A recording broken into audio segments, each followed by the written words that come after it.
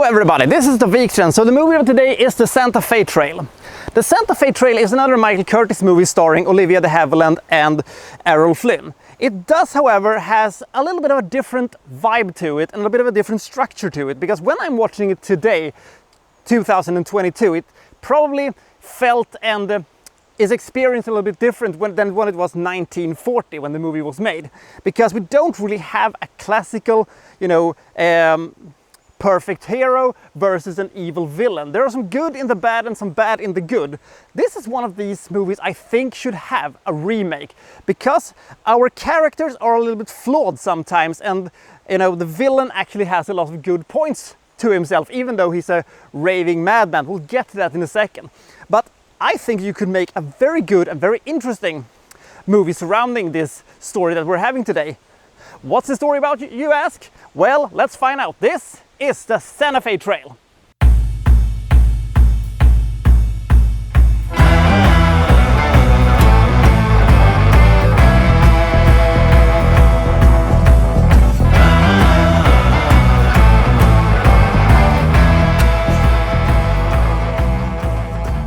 West Point, 1854. So we have a bunch of cadets within the US Cavalry who is soon going to graduate, and they're very excited about that, and they're drinking and having a good time, and Jeb Stewart, who is played by Errol Flynn, is of course very excited for all this. There are, however, some people who just want to shit all over this little celebration of theirs, and that is those damn abolitionists. Fuck you for wanting, slaves to be free and stuff like that. How dare you? The gall of you, sir.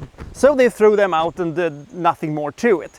And they're being sent away to Kansas, which was called at this point Bloody Kansas. Kansas at this point was not actually, a US state. It was going to be a US state at some point.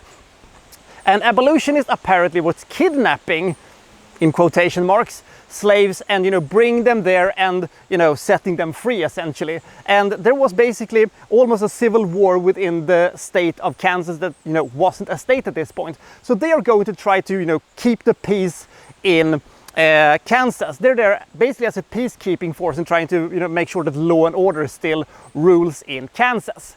Alongside Jeb, we also have George Armstrong Custer, whatever happened to him, played by Ronald Reagan, whatever happened to him, and Olivia de Havilland, of course. And soon they meet Jim Brown. Jim Brown is an extreme abolitionist and a religious nutcase who will stop at nothing to free the slaves. And he will stop at absolutely nothing, sacrifices whoever he needs to sacrifice, including his own children. He's a religious zealot with, mad staring eyes, big beard, and a complete disconnect from all of society and all of sanity.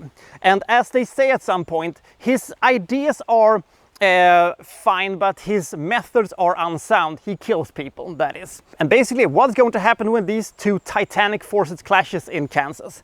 That's essentially what this movie is. It's interesting that we're having a villain that is essentially a poor abolitionist, and we're having a hero that is, coming from southern aristocracy and probably owned slaves of his own. He's actually based on an actual person, but they don't ever mention if he actually owned slaves or not. But my guess would be probably he did. And he is not essentially, pro-slaves. Jeb actually addresses this at some point, saying that I know that slavery has to end at some point and we are going to have to, grant these men their freedom, but it cannot happen right now. The South needs time to adjust to these kind of things, and it has to happen on our terms.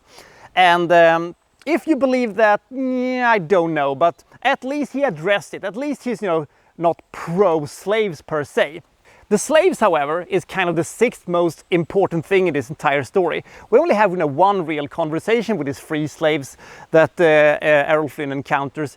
Their view of this is basically, I wish I was a slave again, because we're poor and we don't know what to do with our lives right now. We're just being dumped here by these abolitionist people. And that is kind of tricky to figure out, how does that work? But the way I imagine it is that some women goes back to their, abusive husbands when they've actually, run away from them. Because even though it was a toxic relationship, and even though he was abusing her, it was some kind of stability, and because they have been abused for so long, their minds cannot really function as free men because they've never experienced it before, and they don't have a structure they can live with. So I guess that is how that works, even though I really felt bad for them. So parts of Santa Fe Trail is a little tricky to watch because you're trying to enjoy this movie, but that was not very pleasant, you're thinking to yourself. And this is also, you know, treated more like an adventure war movie rather than some serious drama. The tone of this movie is a little bit all over the place. But I really like the characters. I probably should dislike Jeb, but Errol Flynn's charisma is simply too big, and his screen presence is simply too great, and his talent is simply too awesome for us to really do that. So that was one thing. This movie also has a lot of big impressive sequences that make this movie feel extra big. Speaking of the atmosphere, there is a point in this movie where they go to this fortune teller who tells them that right here in Kansas is the last time you will ever, you know, be on the same side. You will be opposing each other in a few years, and they just dismiss this as, yeah, she's just a, you know, silly fortune teller. What does she know? She's of course, you know, alluding to the fact that the Civil War is just, you know, 6 or 7 years into the future. So I like that because it put a kind of a doom and gloom about this entire story. I'm not against the idea that maybe they could have had a sequel to this movie and we could see, you know, the Civil War, and we will see these characters popping up on different side of the northern spectrum of things. That could have been cool, but that created a doom and gloom atmosphere in this movie that I actually kind of liked, even though it was difficult to marry itself to the big battle sequences and impressive, you know, action sequences with the trains and all that good stuff. If you've seen other Errol Flynn movies like Charge of the Light Brigade, or They Die With Their Boots On, and Seahawk, or The Adventures of Robin Hood, or stuff like that, this movie kind of places itself right smack in the middle of his filmography. I think this movie is overlooked because of that the subject matter can be a little tricky sometimes. I think that this movie actually is better than I expected it to be because of how compelling our villain is. He's actually really good, and he really feels like this unhinged lunatic you don't know what to do with.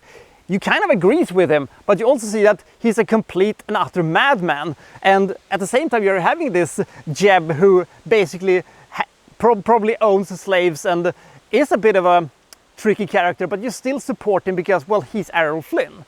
So you're getting a bit confused and a bit of a mixed message in this movie, but in the end, you are entertained by it. It has some pretty good pace for its age, and Olivia de Havilland and Errol Flynn, of course, is magical together. They always brought out the best from each other. This movie did start a bit wonky, but the further I got into it, the more I was into the story and the more I was into the character. And I like the characters, and I like the setting of this movie, and the time period is very fascinating too. I give the Santa Fe Trail 66 points.